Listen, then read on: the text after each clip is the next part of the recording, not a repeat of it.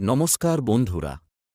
শ্রী শ্রী কালী মাতা, শ্রী শ্রী লক্ষ্মী মাতা, শ্রী শ্রী হরিজৌর পূজা অর্চনা পরিচালনায় দিবাকরপুর জয় মা কালী সংঘ। ৮.১/২০২৫ বুধবার সকাল ৯টায় থাকছে রক্তদান শিবির। সন্ধ্যা ৭টায় থাকছে ছদ্মবেশ প্রতিযোগিতা। তা ঠিক পরেই থাকছে পুরস্কার বিতরণ সভা। রাত্রে ৯টায় থাকছে হ্যালো ক্যালকাটা মিউজিক্যাল 2।